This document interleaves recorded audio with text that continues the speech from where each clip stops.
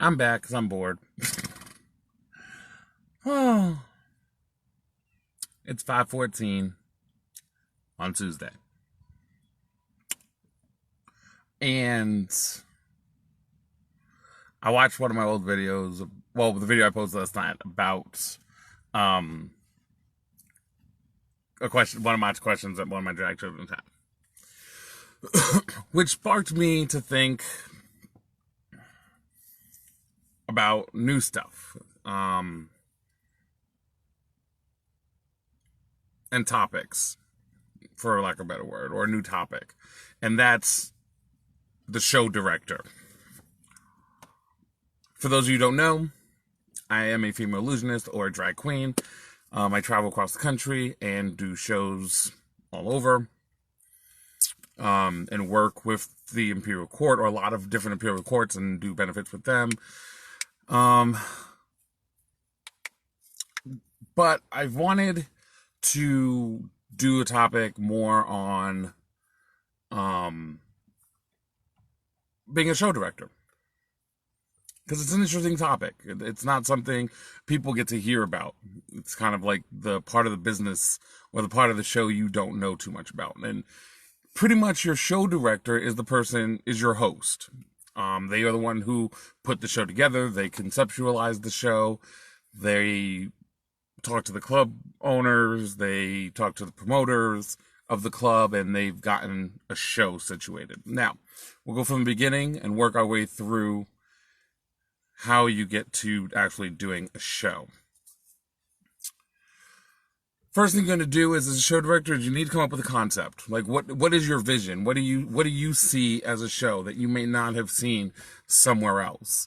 A lot of ideas that I have are shows that I put on mostly are fundraising shows. I'm a fundraising show director, meaning a lot of organizations will come to me and ask me if I can do some kind of a benefit for them, and I have gained very successful in that field. And I'm going to take that knowledge that I have from doing benefit shows, and you can utilize these same skills to doing an actual show. So the first thing is when someone comes and asks me, "Hey, Diva, we love what you do. We want you to come up with a show idea with us to raise money for whatever the organization is."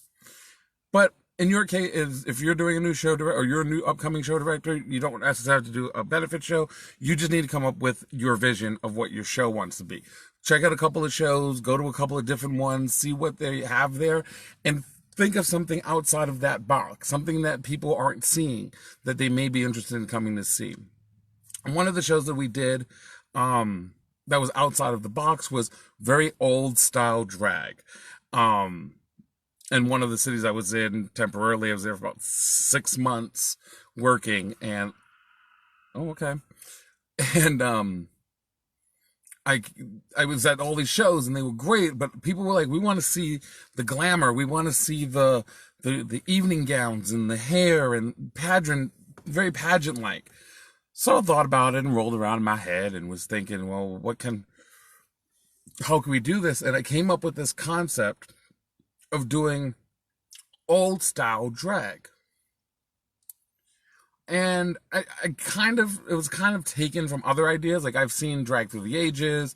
I've seen, a bunch of different ones. And so I took that concept and I broke it down to a subcategory of that, which is very old style. We're talking very Ella Fitzgerald, Nina Horn, Liza Minnelli, old style singers, Billie Holiday, where people were not familiar with the music. And I made it very modernized, meaning it was very jazz style, jazz-esque. And I took that and brought it into today's world, meaning the performers that I booked, I explained to them. Like, I went to a bunch of different performers and I asked, "Hey, would you be interested in doing an old time style drag show where it's not about the dancing and the death drops and the backflipping and, the shenanigans? It's more just the look. and giving people that glamour that they think when a lot of people think of when they hear drag queens. Sorry, y'all, my allergies are kicking my ass. So that was my concept. So I took the concept and then I brought it to, a club owner, and I said, hey, this is kind of the idea that I'm thinking of and I want to see happen and do. Would you be interested in hosting the night? And it was more, so I took that concept. They said, yeah, we'd love to do it. I said, we don't have to do it. It's not going to be a weekly thing. It could be a monthly thing, and we'll just change them up. And so they were very receptive to it, and they figured, yeah, this is going to be very different, something new. No one's done this, and they gave me a night. Okay, so now I've come up with a concept, and I've got the venue that I'm working with in conjunction with while they're operating, and now I needed to find the talent. So that's when I started going to perform. You start finding the performers in the area that queens that you've seen perform, and you ask them, hey, we're going to do a show on this night. Here's what the concept is, and we'd love for you to be a part of it. Would you be interested? A lot of my times the queens will say, sure, we'll do it. And then for me, because I do nonprofit, it's not much of a budget. But if you do need a budget or need to pay booking fees, you want to keep those shows very small, very, very, just to what you need. Me, I do benefit shows, so they're very big and elaborate and a lot of performers. So I would go to them and say, okay, well, we want to do it where they're very old style drag, the evening gowns and the pageant hair and the jewels and the nails and just very Hollywood glam drag. And so queens would come out and do it. So now you have you get your lineup together, and that's who you're going to have. Now, keep in mind, you don't want to restrain the performer as a show director. You don't want to put too many restraints on what they can do, but you want to give them the concept and let them go within those parameters of the show. So for this particular concept, it was think, Ella Fitzgerald, Nina Horn, Nina Simone, very old style performers. And they were great. So then they would research, and you plan this out a month, maybe 2 months in advance. And so it gives them time to come up with a concept or for their performances. And you tell them how many numbers you're going to want to do. So you'd work that out with the bar. And then you're going to start advertising. And now the good thing about today's time is advertising is great. You have word of mouth, you have cell phones, so you can do mass text messages. You have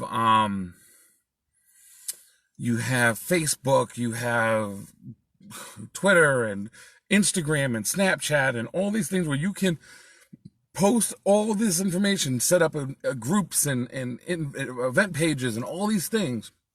And you're going to want to utilize all those tools to make this a reality and post it out as early as possible.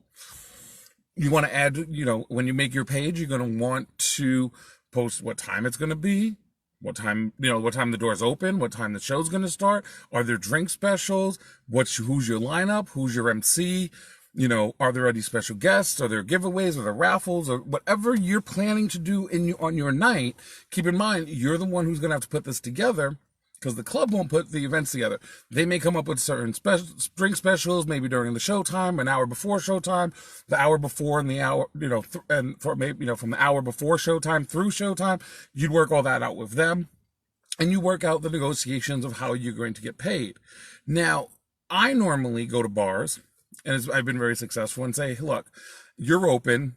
You don't have anything really to do on this particular night. And if we can work together, this would be great because you'll make the bar, I'll make the door. A lot of times clubs will do that, especially if you're going to sell tickets, you're going to, want to get these events out. You want to do VIP sections. You work all this out with the bar ahead of time, and then you know what you're working with.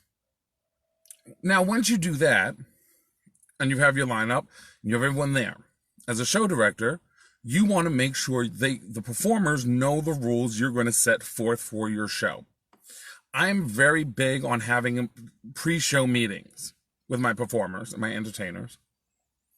and let them know how things are going to run. So you always want the performers to get there a certain amount of time. You want to put a time when they need to be there by, because if you're going to do a pre-show meeting and get everything lined, you're going to want them there at a certain time. Now, my rule for my shows is that you need to be at the club an hour prior to showtime.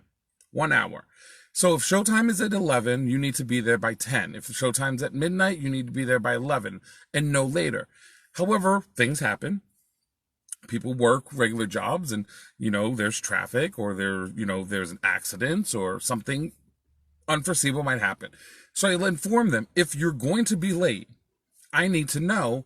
So you want to make sure you have a Facebook group or a Instagram group, if they have them, or some kind of way of communication between you and all of the performers. This way everyone's in the know, and if someone's running late, one of the other performers will see you at the club and go, hey, just so you know, there was something in the group and they're just letting you, I just want to let you know they may be running late. Great. Keep track of your phones, ladies, as show directors, because you're also going to want to monitor that the night of the show. You're going to want to know what's going on. If I don't hear from you and you're not there, I can't put you on. I can't. I got to keep my time frame moving. Now, Queen, there's different times at nightclubs. There's the nightclub time, there's the reality time, and of course there's drag time. In drag time, normally